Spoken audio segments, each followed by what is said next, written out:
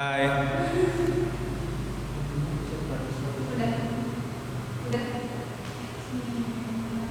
Assalamualaikum warahmatullahi wabarakatuh. Waalaikumsalam warahmatullahi wabarakatuh. Oke, gimana kabarnya anak-anak hari ini? Baik. Alhamdulillah ya. Oke, sebelum kita mulai pembelajaran hari ini, alangkah baiknya kita berdoa dulu ya. Silakan buka kelasnya dengan Arif. Iya. Baiklah teman-teman, mari kita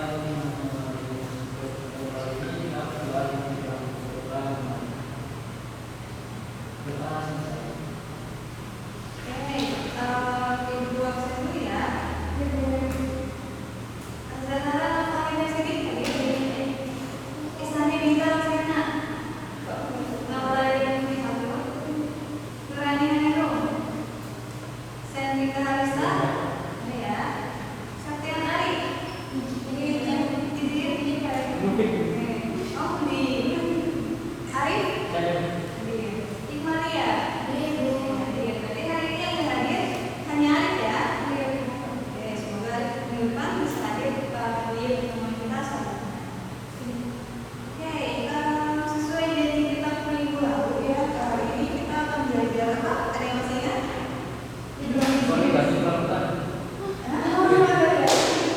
Ayo, belajar apa?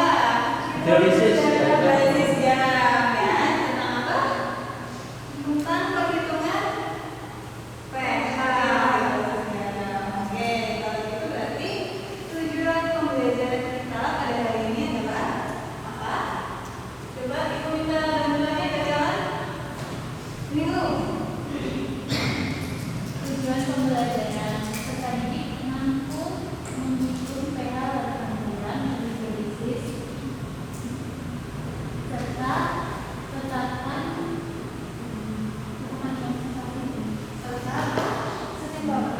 kesetimbangan hidrolisis. Kesetimbangan hidrolisis.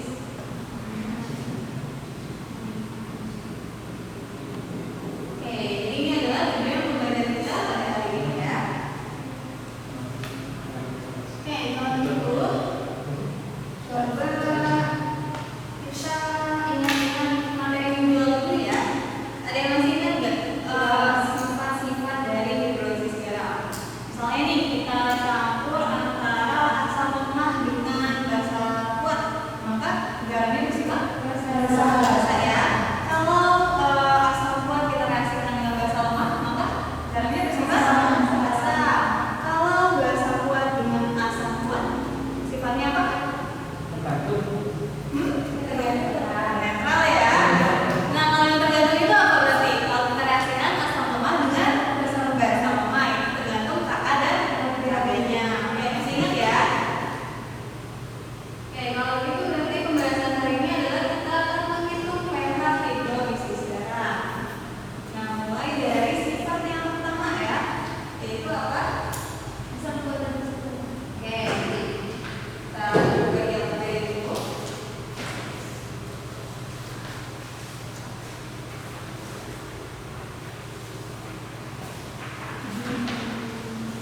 Ya.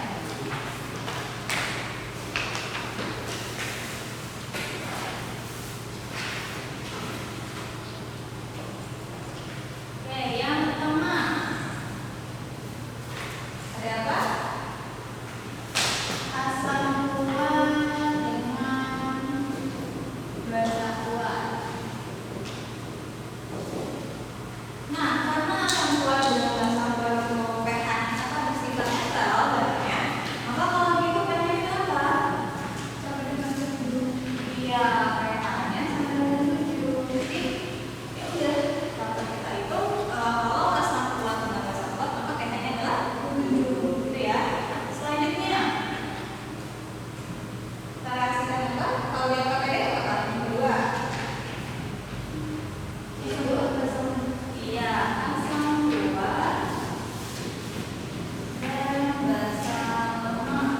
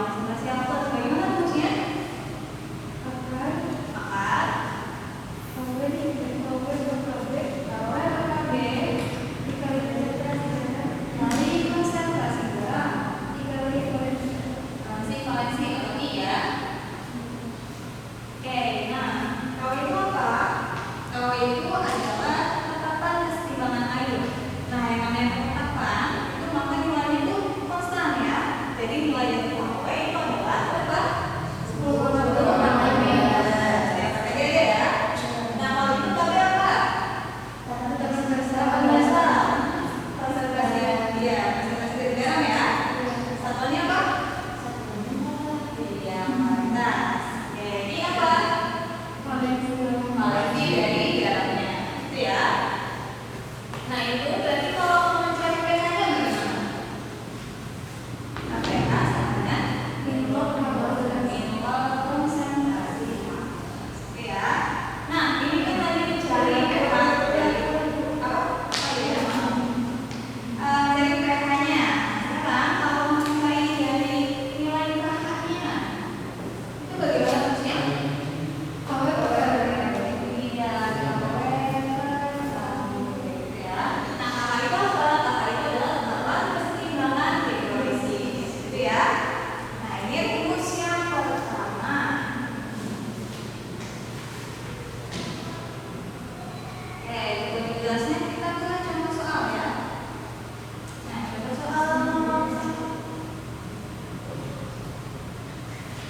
Coba bagaimana mau bacaan?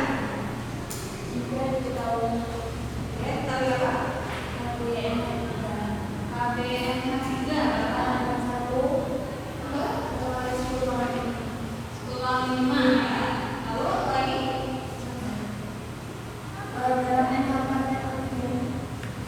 pH dari NH4 OH ya. NH4 NH3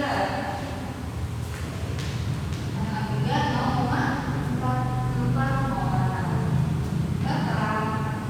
Oke, kalau ini gimana?